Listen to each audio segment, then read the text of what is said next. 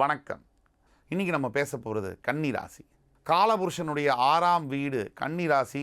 ஒரு கிரகம் ஒரே இடத்துல ஆட்சியும் பெற்று உச்சமும் பெறக்கூடிய புதன் பகவான் இருக்கக்கூடிய கன்னி ராசி. அவ்வளோ ஒரு சுபத்துவ வீடு கன்னி ராசி.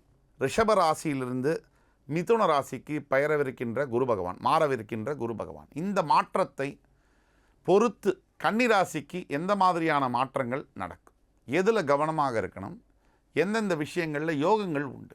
கன்னிராசியை பொறுத்த வரைக்கும் எப்பேற்பட்ட பிரச்சனையிலும் தனித்துவத்துடன் அந்த பிரச்சனையை கையாளக்கூடிய திறமை கன்னிராசிக்கு உண்டு. கழுவுற மீனில் நழுவுற மீன்னா அந்த நழுவுற மீனில் அழுவுற மீன் கன்னிராசி. இந்த கன்னிராசி நேர்களை பார்த்தீங்கன்னு சொன்னால் எல்லாருக்கும் நல்லவராக இருக்கார் ஒருத்தர் அப்படின்னா அது கன்னிராசி தான். எல்லார்கிட்டையும் நல்ல பேர் வாங்கிடுவாங்க. அந்த கன்னிராசி அன்பர்களுக்கு ஒரு சில ஆண்டுகளாக பல பிரச்சனைகள் இருக்கிறது உண்மைதான். அந்த பிரச்சனைகளுக்கு தீர்வு கிடைக்குமா, அதை பற்றின நிகழ்ச்சி தான் இன்றைய நிகழ்ச்சி. கன்னிராசி அன்பர்களை பொறுத்த வரைக்கும் முக்கியமாக இருக்கக்கூடிய ஒரு பிரச்சனை என்பது குடும்பத்தில் இருக்கக்கூடிய பிரச்சனைகள்.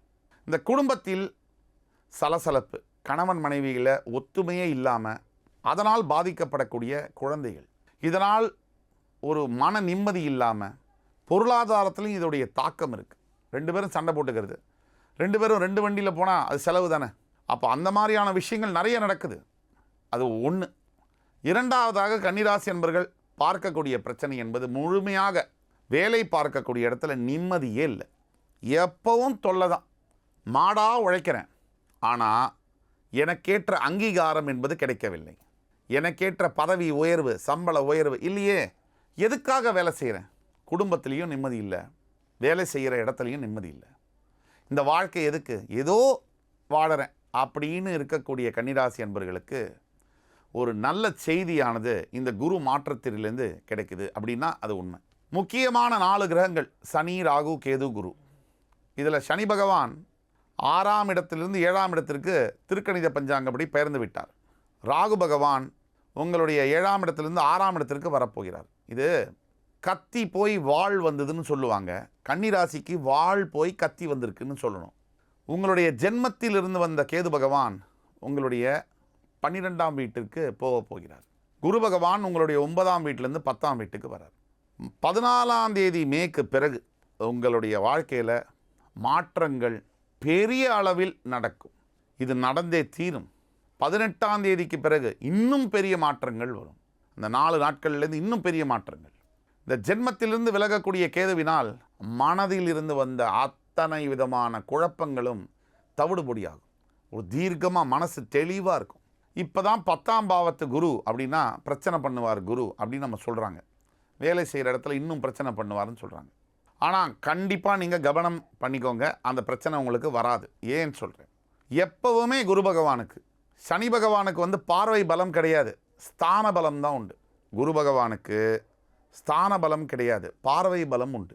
ஸ்தானத்தின் பிரகாரம் 10ஆம் இடத்திற்கு ஜீவனஸ்தானத்திற்கு வந்தாலும் பார்வையின் பிரகாரம் உங்களோட 2, 4, 6 வீடுகளை பார்க்கிறார். 2ஆம் வீடுங்கிறது தனஸ்தானம், வாக்குஸ்தானம், குடும்பஸ்தானம்.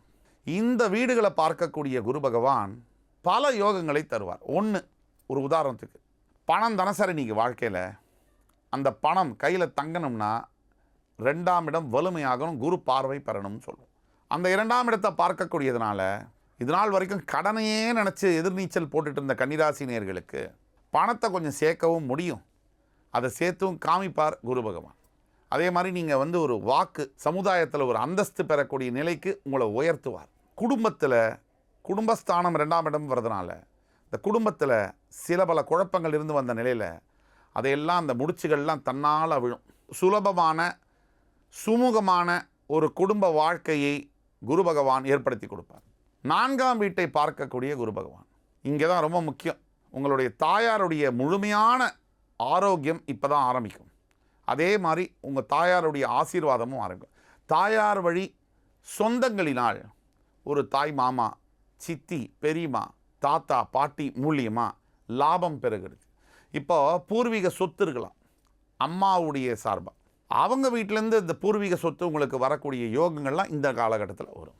இந்த கன்னிராசி என்பவர்களுக்கு வரக்கூடிய அமாவாசையானது பெரிய அளவிலான மாற்றங்களை தரும்.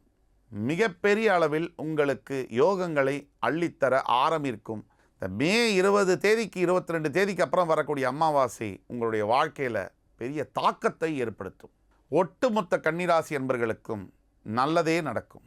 மறுபடியும் உங்களை சந்திக்கும் வரை உங்களிடமிருந்து விடைபெறுவது உங்கள் சுபாஷ் பாலகிருஷ்ணன். நன்றி, வணக்கம், வாழ்க வளமுடன்.